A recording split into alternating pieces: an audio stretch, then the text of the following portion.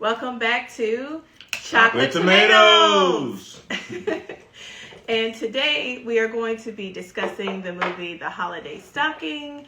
But before we get started, make sure you grab you something to drink. I don't know if you're eating dinner. Go ahead and eat dinner. Sit back, relax, while we give you this review of The Holiday Stocking.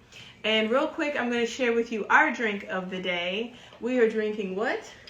Coppola Claret.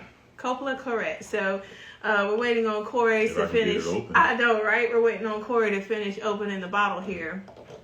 So that way we can get our sip on. And I believe this is is this a sweet red wine? It's a red blend. Okay, so yeah, it's a red blend. Called Sauvignon. Yeah. So yes, that's what we are sipping on tonight. This was a gift again, so thank you for the gift. What are we getting into tonight besides the Tonight we are reviewing the Holiday Stocking. Yes, the Holiday Stocking. All right, so let me give you a little bit of background here while Corey is pouring up our drinks here. So the Holiday Stocking, it came out December 3rd of last year. And Hallmark is branching out now. They have Hallmark Mahogany, where they feature African-American leads in their films. So they're calling that part of it Hallmark Mahogany now. Hallmark Mahogany.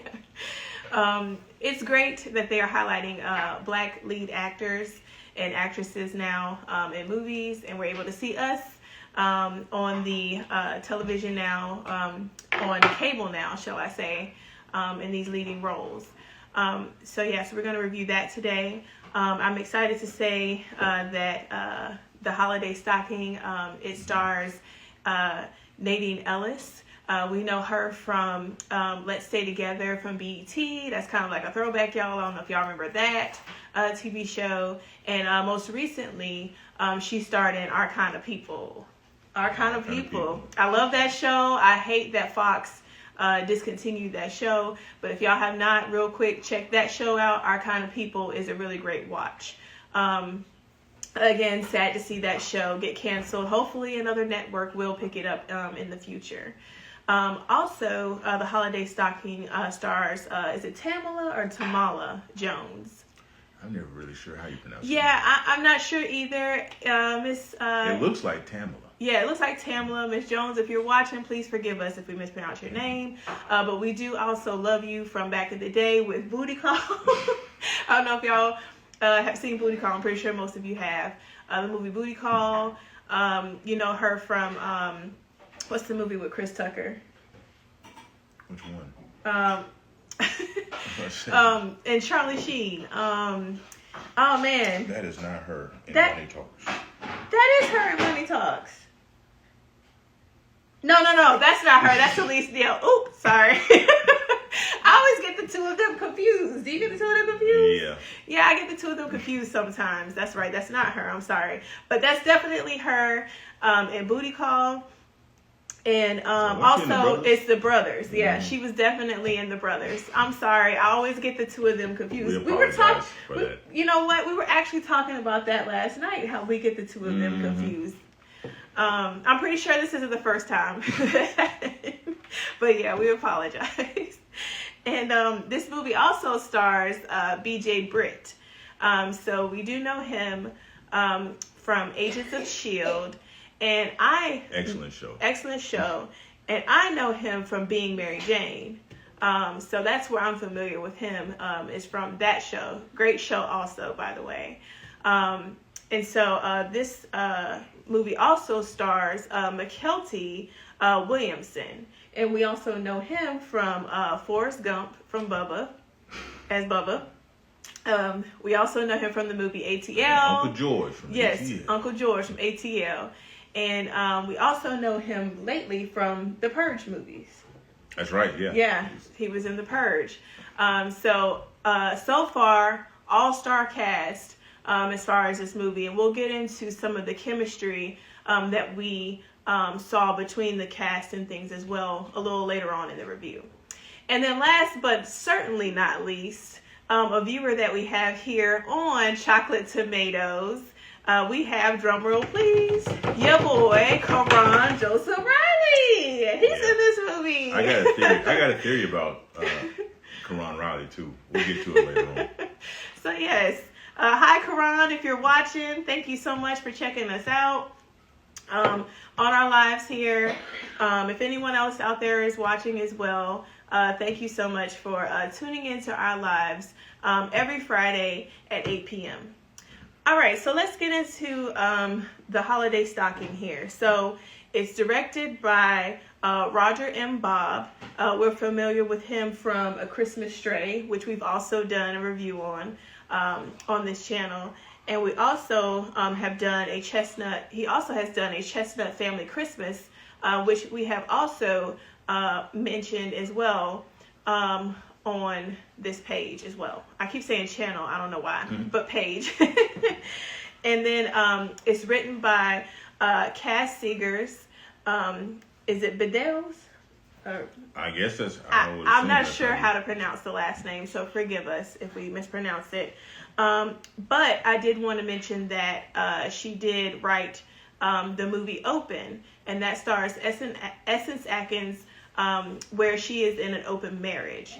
So that's an interesting watch as well. So I was kind of excited going into this movie, knowing that she had wrote this movie as well. And the holiday stocking is produced by David Wolf. All right, so let's get into this synopsis about the holiday stocking. All right, so RJ, it stars a man named RJ. Robert, aka RJ, aka RJ. He's a new angel who is given the chance to address his one regret, that he didn't help his sisters reconcile while he was still alive. So he returns to Earth as a stranger, and he gets each of his two sisters to revive their parents' old tradition, which is to encourage charity at Christmas. So very interesting, right? So we have another kind of down-to-earth style movie. Yeah. One Last Chance. Yeah, One Last Chance style movie. So now let's see what we rate this movie. So let me run down the chocolate scale for you all. So we have a scale in which we rank all the movies that we review on this page. So our chocolate scale is hot chocolate, which means it's very good watch. And then we have next tier is sweet chocolate, which means that it's good. It's a good watch. You would recommend it. It might have had a couple of things in there that you didn't like about it, but it's overall a good watch. And then we have semi-sweet chocolate, which means it's watchable. And then we also have bitter, which means skip, right? No, we're not wasting our time with a bitter movie. So that's our chocolate scale. So now that we know our chocolate scale, what would you rank this movie? Sweet. It's a good movie. Mm-hmm. I don't know that I would call it hot chocolate, just because at this point we've done enough of these reviews where I have a bar I want to set, for it to be hot chocolate, and this one doesn't quite do it for me. It's not a movie I would look forward. I'm not waiting for Christmas to watch this movie again. Every Christmas I can't wait for Christmas to come around so I can watch the holiday stocking. Yeah. But it's not a bad watch. I'm not you're engaged throughout the whole film. It doesn't lag. It's a good movie. Yeah. I would have to agree. I definitely think this is sweet chocolate. Reason being, again, like he was saying, this is not a movie I'm pulling out of the stack like a Home Alone or something like that I have to watch that puts me, in that Christmas mood every season. But I will say that this movie is definitely recommendable. I would definitely, if someone's looking for something to watch, this is definitely on the list of movies to watch this season. So I will definitely say that. Why, in your opinion, is this movie not hot chocolate? Because it was a very solid movie. I enjoyed watching it. So why for you is this not a hot chocolate movie? It just doesn't. When the movie went off, it wasn't a movie that I was like, well, that was a good one. I'm gonna watch that. It's not. This is not Almost Christmas. It's not, like you said, Home Alone, Preacher's Wife. It doesn't hit that level. It's not a bad movie, and I think honestly that the casting does a lot of the work. The fact that they have these people playing these roles is what makes this movie, Yeah. serviceable. Y'all, if I could say really quick, this cast is definitely an all-star cast. And like I said, when we start getting into the chemistry of the cast, we'll break that more down for you. But I would definitely agree with Corey here about, like I said, this is not like a dig in the crate type movie where you would have to pull it out and watch it every season. But like I said, this is definitely on my list. If someone is like, what should I watch? This is definitely on my top list of watches. And I will say this is a pretty solid movie that we've done in a while, even from the previous season. This was a very solid movie from all of the movies that I'm thinking about that they've done. And it's one of those movies where if you come across someone that has not seen it, you don't have any issue recommending this movie. It's just not a movie that you yourself are going to watch time and time again. It doesn't really feel like one of those kind of movies. But it is a fantastic watch. Yeah.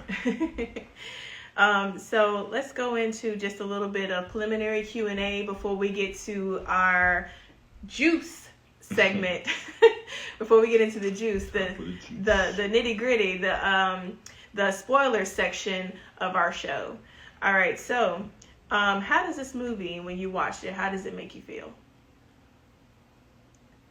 It's a good movie. I like that it covers something that kind of isn't covered all that often. Usually when you have estranged family members in a holiday movie, it's never addressed directly. It's just kind of these two don't really talk, and by the end of the movie they're talking. This movie the whole movie is about trying to get these family members together again.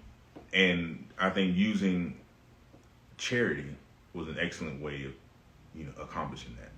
Oh, yeah, it was excellent. Real quick, we do have one of our viewers, Marcella OG. She says she thinks this movie is sweet chocolate.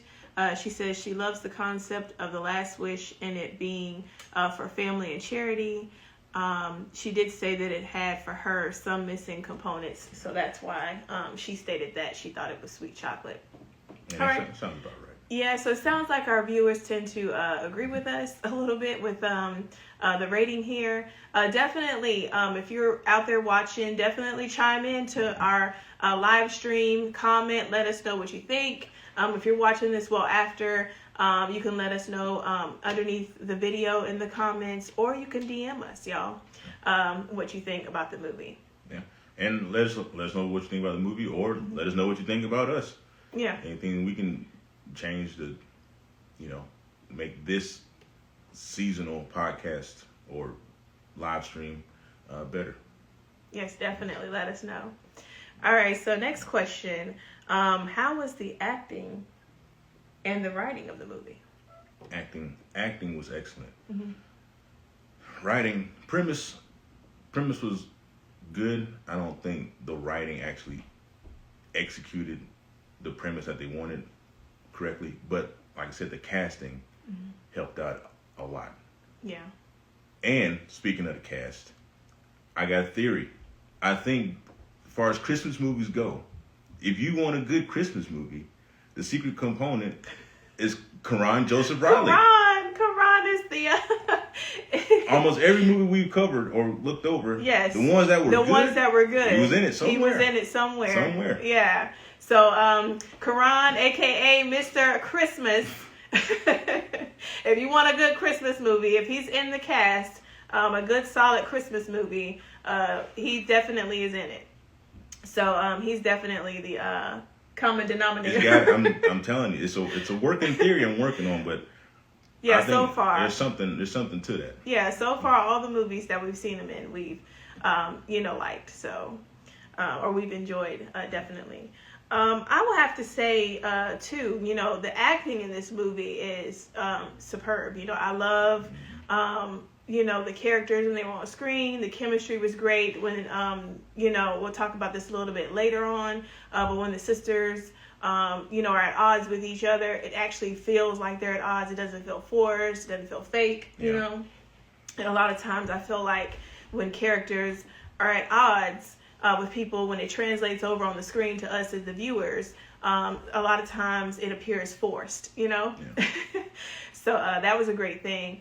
As far as the writing in this movie, I didn't think it was that bad. I actually enjoyed it. It did have a couple of missing components in it as far as the writing, but it wasn't anything that totally, tanked the movie. Mm-hmm. I felt like maybe our last movie review, the writing in that last review, was definitely a big, what would you say, like a big issue for that movie. But it was the main blemish of that movie. Yeah. But for this movie, though, the writing was pretty solid for this movie.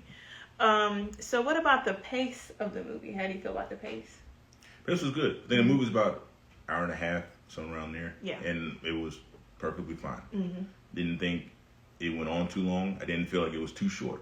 Mm-hmm. So it wrapped up right around the time you expect a movie of that caliber to, put a nice little bow on the end of the movie. Yeah, I definitely agree with him. The pace of the movie, I thought was excellent. Like I said, it didn't feel too forced or too rushed. And then, it was just a nice solid pace, So the next question before it's time for our juice segment of our live is how is the chemistry between, usually in most movies you have a duo, but in this movie we had a trio. Yeah. So how do you feel like the chemistry was between the trio?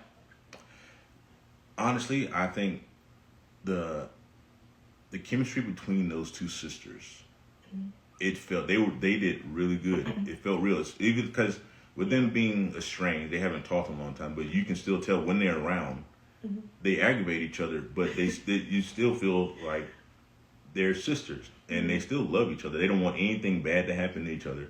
They just haven't talked in a long time.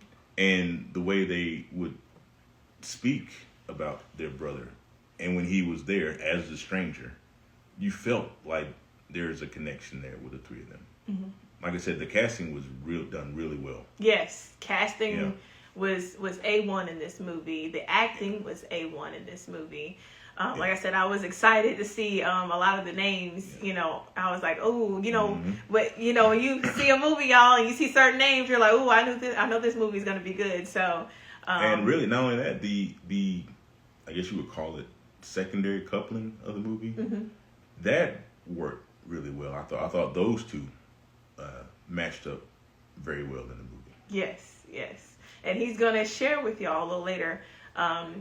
In this live, exactly what he's talking about when he means by second coupling in the movie. But yeah, y'all, the chemistry between that trio is something that I definitely enjoyed in this movie. Even when they broke off into pairs in the movie, I definitely enjoyed them, and it didn't feel like anything was missing, anything was forced. You could tell that all three of those actors meshed very well together.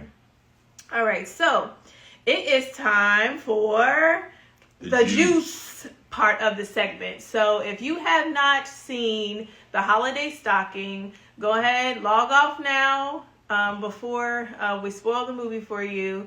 You can find this movie. We didn't tell you this, but we could find this movie on Peacock, or if you have cable, you could tune into Hallmark. The Hallmark channel. And you can look up on your local listings to see when they'll be showing the holiday stocking. But if you don't have Hallmark, the Hallmark channel, or if you don't have the app Hallmark, because they do have an app as well, you can tune into this on Peacock.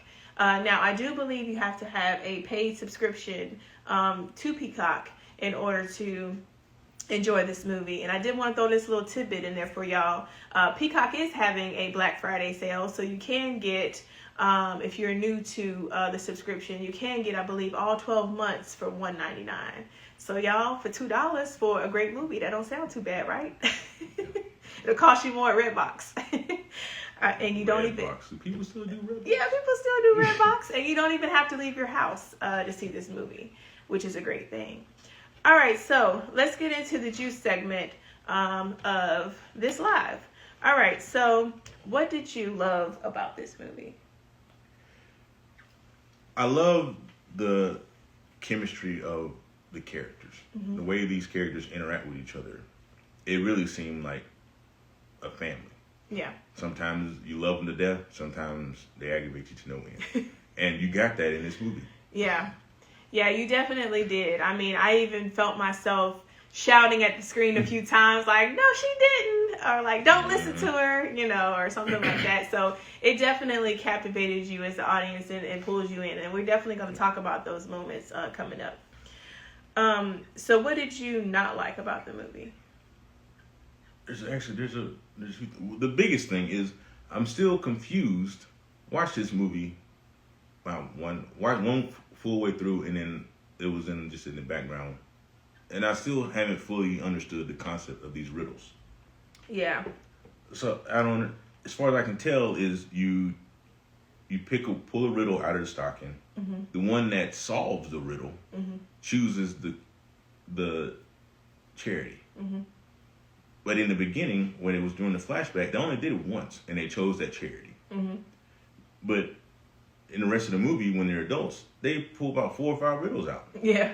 And then they all choose a charity, but it's always the same. It's always the same charity it's always that same company. Yeah. That they're doing the charity with. Yeah, but I think too, it's different acts of charity, and Miss the writer says she ain't got time to be putting all these different charities and hey, I'm just trying to figure out the rules. She said she give you one solid charity that they can go to for different things.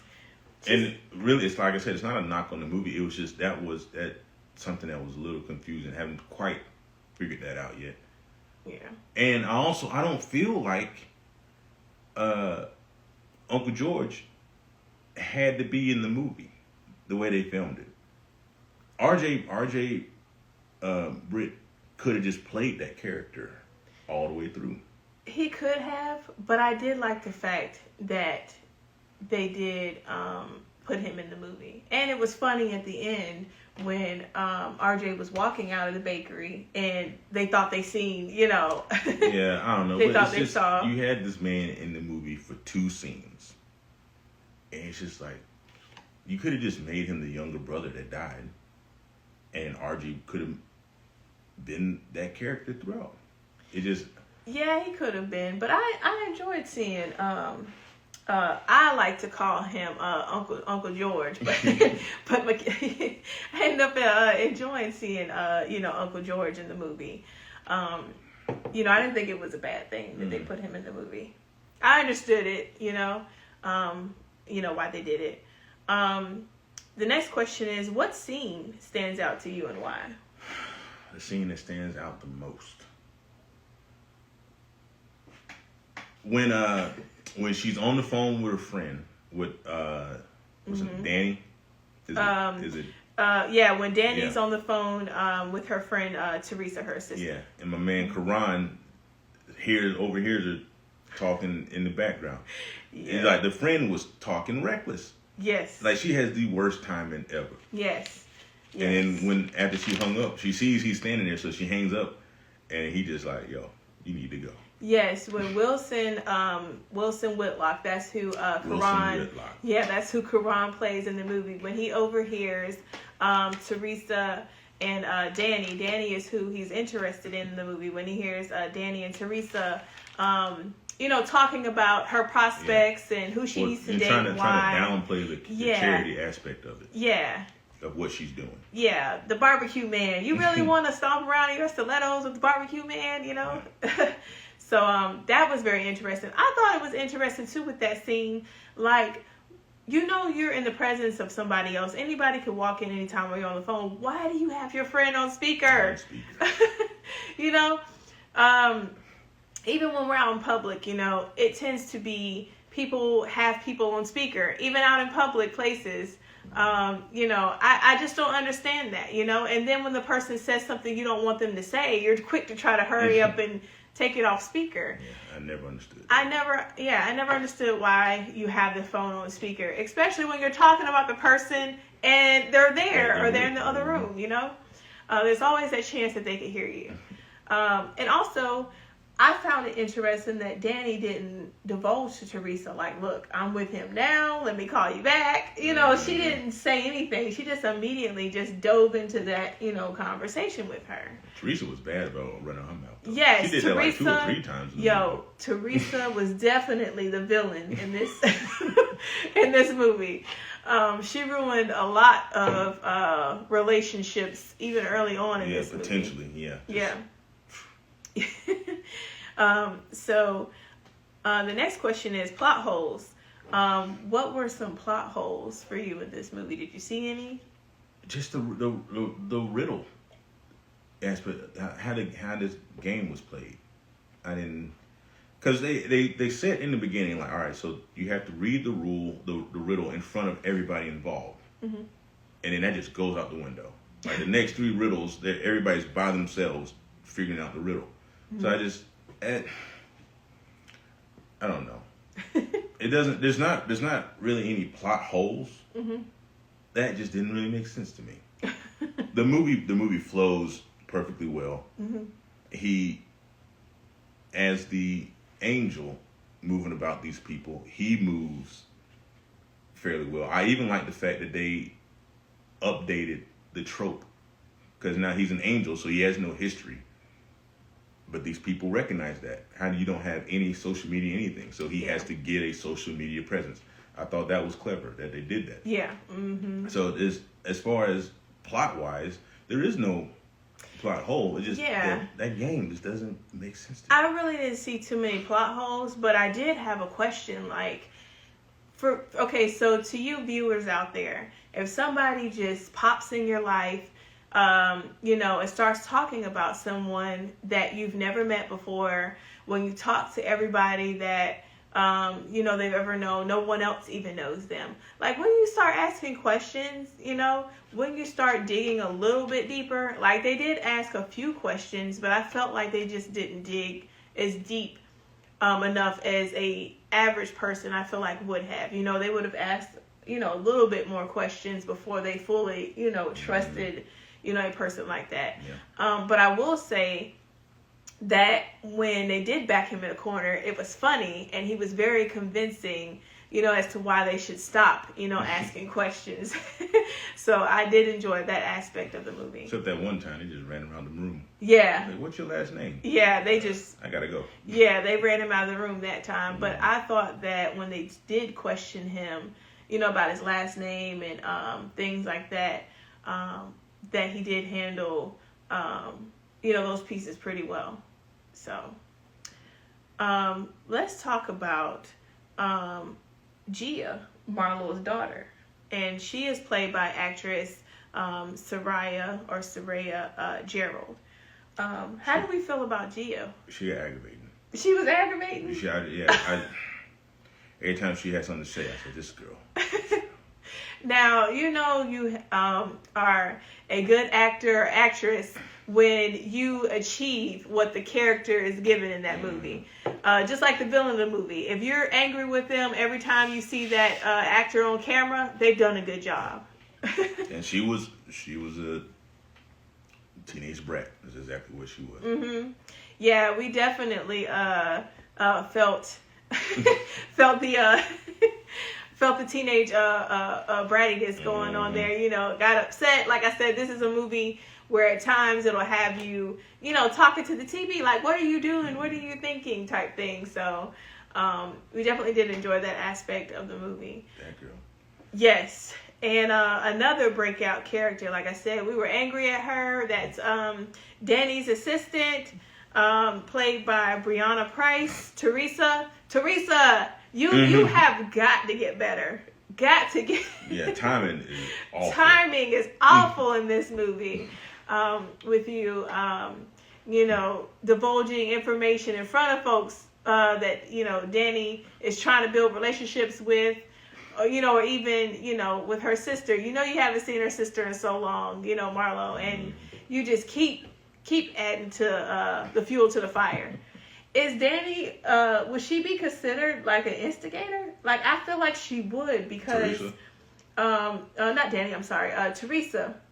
Would she be considered an instigator in this case? Because I feel like that scene where her and Marlo were talking at that event, I started to feel like most of the things she was doing was on purpose. Yeah, she purposely. Because it happens too often with you.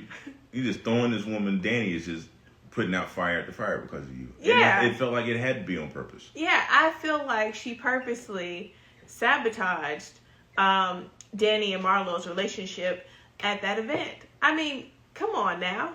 And it has me thinking too in the back of my mind, is she part of the reason why the sisters continued not to talk even after Robert passed? I mean, what if Marlo tried to reach out to Danny and, Teresa, said what she said, Yeah. It was a weird, I don't know. Because it doesn't seem like she was being vicious in what she was doing. It just seemed like she run them out. I don't know. I felt like she was being vicious. I mean, come on now. These sisters, you haven't seen her in a while because you've said it in the movie that you haven't seen her in a while. And I also feel like she knew that the sisters' relationship was strained, Yeah. And here you go saying that, Marlo's makeover and all that was a part of. Yeah, that was a part of, a charity grab for Danny. That was a little catty. Yeah. That was on purpose. Yeah. I'm sorry, that was on purpose. What do you think, viewers? Do you think that Teresa purposely was trying to sabotage Danny and Marlo's relationship? How do you feel about it? Let us know down in the comments below. Now I feel like I don't like Teresa. I don't like Teresa. I don't like Teresa at all. Like I said, she is the villain in this movie. She did kind of redeem herself at the end there. When she did kind of redeem herself at the end there, when she was congratulating Danny on her success and things, but she said she still wanted to talk to her about stepping down. But I don't know. That still wasn't enough for me to. That still wasn't enough for me, Teresa. You are still the villain in this movie. All right, so let's talk about another breakout role in this movie. I wanted to talk about how do you say her name? Sariel. The angel in this movie. The angel in this movie is played by Mary Fanny Driggs, and I have to say, I thought she was funny. Like, every time she was on film, she was funny. She did think she was funny. Yes. I thought she served a purpose. She was okay. Yes. I loved her role. I thought she was funny, especially the part where he was interrupting her about his last name, and she's like, "Look, I'm trying to play a perfect game. I'm trying to bowl a perfect game. I don't have time for you to be interrupting me." Like, just her moments when she was on screen, she was funny as well. And I even thought her and BJ had very good chemistry together when they were on screen as well. So let's talk about real quick the first scene of the movie. I wanted to jump back to Uncle George, as I like to call him. I wanted to jump back to. So we talking about right when you find out that he died. Yeah, I want to talk about the opening scene of the movie, when we find out a little bit of background on Robert and what happened and why he wants to go back to Earth and things like that. So, Mykelti Williamson. So I definitely want to talk about his scene. So let's see. How do you feel about that performance in that first scene of that movie? It was good. He was good. That whole scene, he did an excellent job in that whole scene. Mm-hmm. The only thing that I got an issue with, which I guess really is not an issue, is just that he does all that work in that scene, but you're not in the movie. This Yeah. other guy's in the movie. You know what I'm saying? It's like, I feel like it wasn't necessary. But Yeah. scene himself, he did an excellent job. Yeah. Yeah. And he really portrayed his regret that he failed. He felt like he failed his younger siblings, his two younger sisters. Yeah. You know, he did a good job. I will say that opening shot was very surreal for me.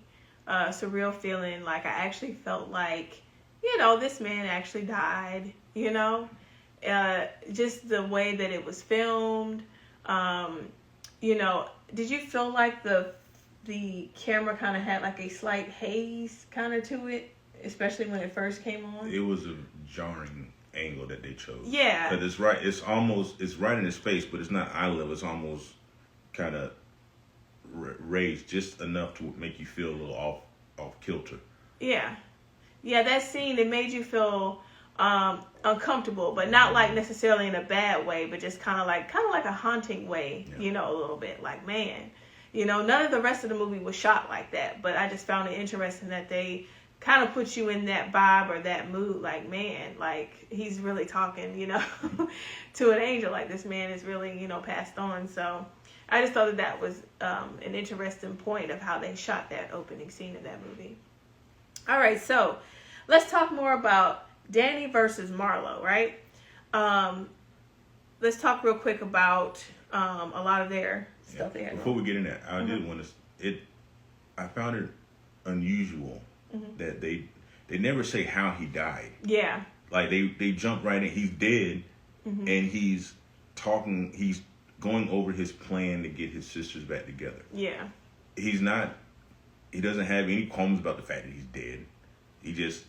They never say that he has this chance to do this thing. It's already understood that you're an angel, and before you cross over, you have an opportunity to fix a regret. Yes.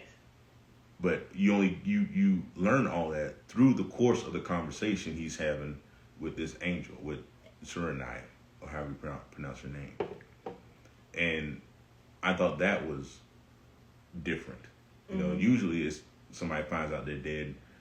It's hard for them to grapple with the fact that They're dead, yeah. And you spend 20 minutes of the movie with him not believing he's dead. Yeah. Yeah. And they don't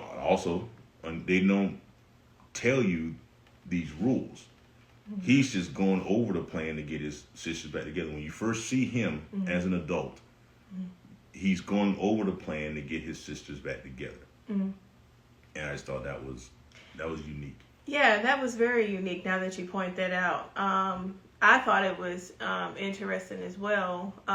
He was more concerned about trying to get his sisters back together. Like Corey was saying, he wasn't worried about why he died, how he died, if he's really dead, because like he was saying, a lot of times in these movies where they come back to Earth, when it first kind of starts out and they find out that they're dead, like he said, you spend 10, 20 minutes of them dealing with, them, passing on. So I just thought that was very interesting. All right, so let's get into Danny versus Marlo. Sisters. They really had real issues, Yeah. Just everything that I saw in there, it wasn't anything that you don't see in the real world. And I like the fact that what was I saying? With Danny and Marlo, I really like the fact that, like I said, their issues seem like real world issues, and I like the fact that at the end of the day they were able to, come together. And I will say that Danny, can we say that she showed growth in the beginning, or do you think it was kind of like a selfish thing? Because she seemed on her head a little bit to have that relationship with her sister, even in the beginning where they were both supposed to be like, I don't like her, Yeah, well, yeah, it was. I was a little surprised by that too, because she was the one that has the job that makes a lot of money and all this. Only thing she don't have apparently is a man. But from the moment it never seemed like she did not want to have the relationship with her sister. It's just she wasn't willing to reach out. As soon as she saw her, as soon as she walked into the bakery for the first time, she was there to. She wanted to see her niece. She was sitting there talking to her sister. It was never seemed strained on her part. Yeah. You know. So I thought that was, and I like the fact that they kind of did a role reversal.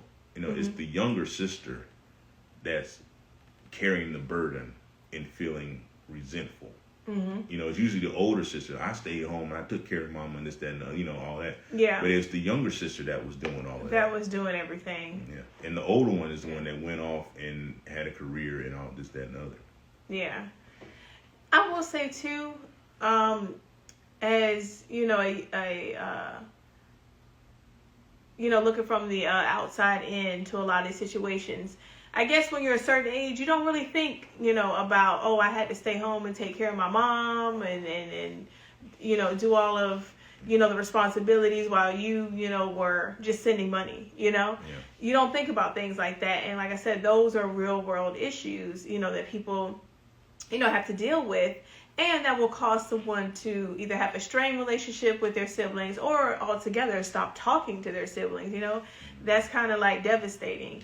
When you think about it, especially when you're a certain age, you're like, okay, I'll probably stop talking to my sibling because, they, pushed me or something like that, when you're younger. But you don't think that would be, an issue that you would have with your siblings. So that, and it's funny that it's always, you talk to one, the reason they stop talking is a whole different outlook for them than the other.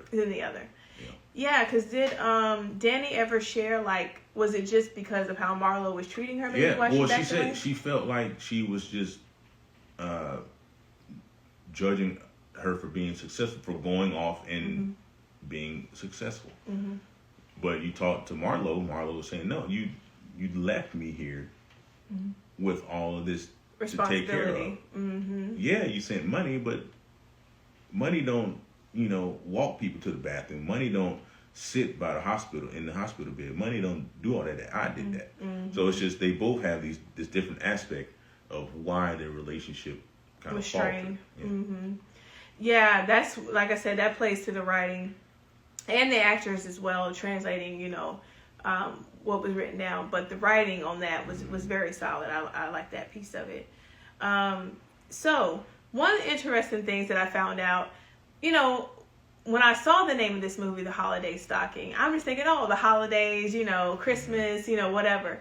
But it turns out their last name is Holiday. I thought that was clever. The Holiday Stocking. So I thought that was clever. And I'm mad it took me half the movie to figure it out. Yeah, I'm mad it took me half the movie. And it took me half the movie to figure out that the bakery is named the Holiday Bakery. And I don't know. It just did not translate for me. I just couldn't pick up on that. Because I saw it and I was like, so is the bakery only open up for the holiday? Like, that's a horrible name for the bakery. Yeah, like what is this holiday thing that they're doing? But it's the name after the owner of the bakery. Yeah, like that was excellent. I enjoyed that once I figured it out. Having that, full circle moment when you realize that Holiday is actually their last name. So the next thing that I wanted to talk about as well is let's talk about Wilson Whitlock. Wilson Whitlock. So Wilson is the, what do you call it, proprietor of that charity. So owner of the barbecue joint, proprietor of the charity. Yeah. So, and it's a generational thing. His dad ran it. Now he's running it. So the charity aspect of what he does is very important to him. Danny needs to do charity because it's one thing that's hurting her business. The people that she wants to do business with are big into philanthropy. Yeah. She has nothing on her record about giving back to the community whatsoever. So it starts out, she's only doing this thing to make herself look good.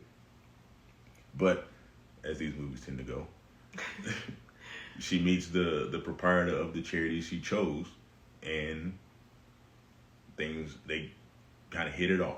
But you know what I wanted to touch on real quick? I don't know if you all noticed this watching this movie, but I thought she was going to fall in love with the brother for a second. Like, the way she was, like, kind of looking at him and the kind of chemistry they had when she first opened up the door when he was delivering. I can see how you could maybe come across that.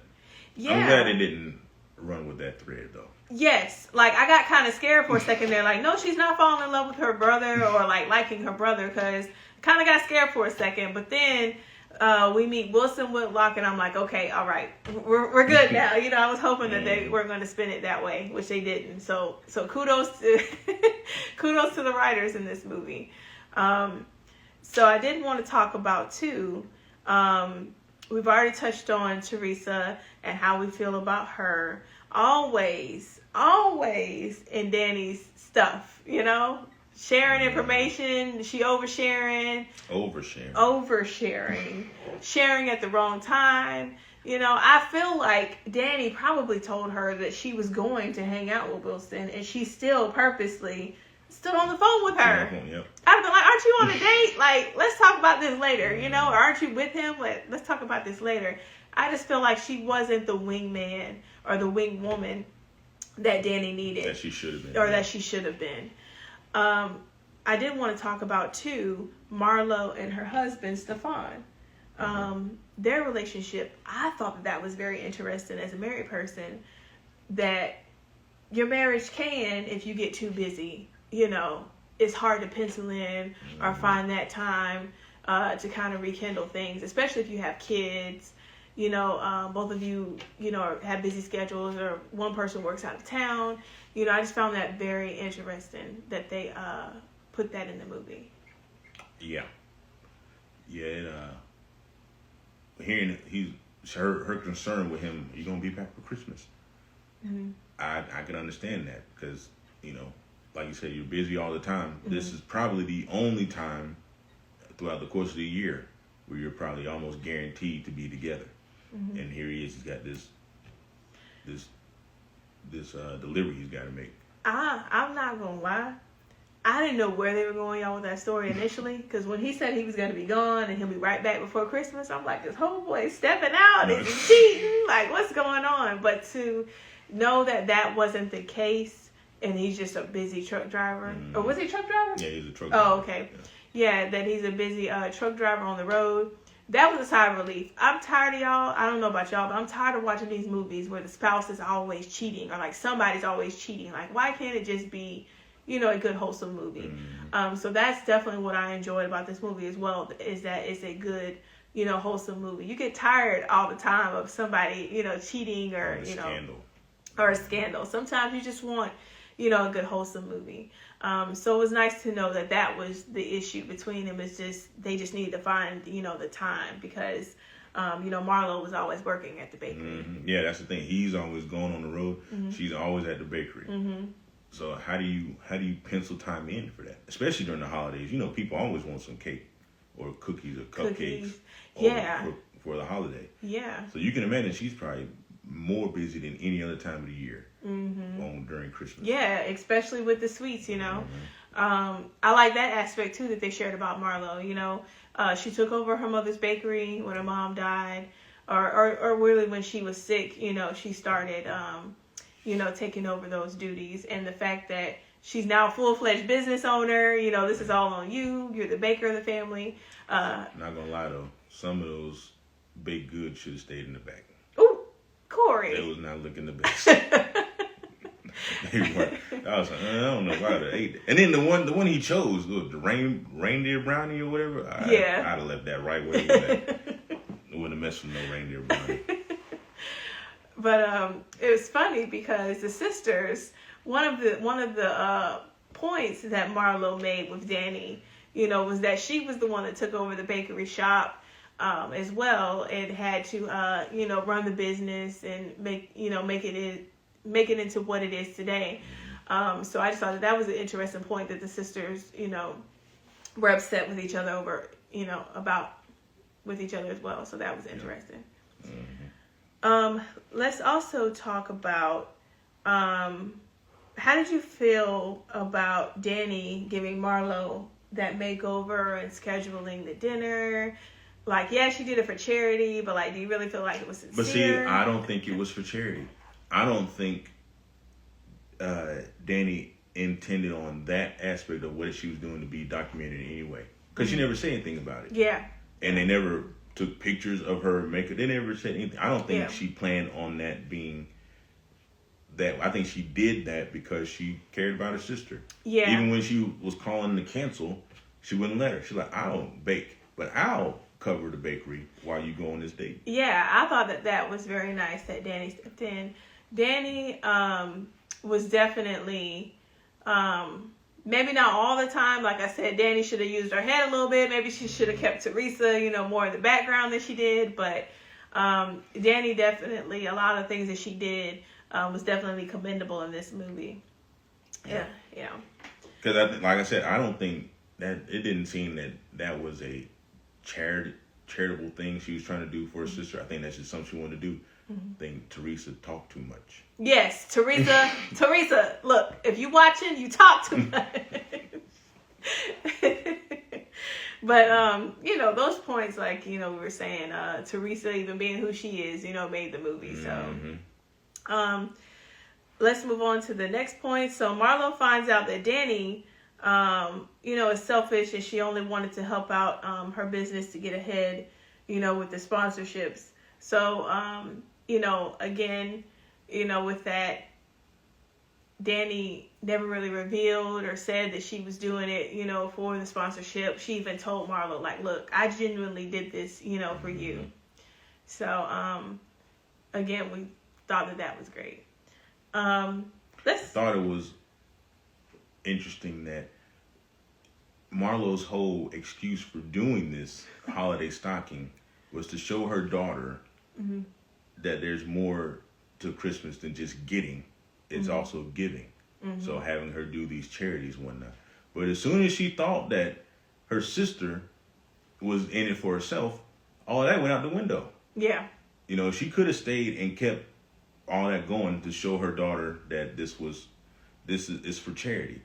But she chose not. She let it get personal. I thought that was interesting. What I found interesting too is that Gia, no matter what was going on between the sisters, she still had that love for Danny. So you overheard the potential that Danny used your mom for charity, but you still like, I'm sorry, I get it type thing. Like, how do we feel about that exchange? I don't know. Well, I think a lot of that was Gia wanted to party. Because her mom got mad, so they left the party. I think she just wanted to party. Yeah, I thought that was interesting. And her little man was there, remember? Yeah, so you didn't want to leave a little man over there? He's so silly. Yeah, Gia definitely had a lot of selfish moments in this movie. But she also did have some interesting points. One that I felt like they never really completed. I will say that they just didn't complete this story, and that might have been a missing component. Okay, so you have Gia that's interested in taking the reins of the shop on her own and letting her mom get a break. But her mom never gives her that shot. And it's just like, you think that that's going to come, and it just never comes. Happens, So that was kind of a missing component to me. If you're going to share that they kind of had that animosity or that problem towards each other, you should have probably answered, that question, but you kind of left the viewer hanging in that note. That might have just been a deleted scene, ran out of budget. Yeah. Some things got to get cut. Yeah. But I thought it was very interesting that Marlo never really had that resolution, Maybe the only resolution she had was, okay, you get to go sledding down the down the slide, the hill with your boyfriend, but as far as I didn't get that either. What? Like, they were really upset that she didn't want to go sledding with her old parents. Yeah. Like, I ain't going down no hill. Yeah. Not at this age. Nope, not wanting to break anything or even fall, It hurts, it's a recovery process now. So,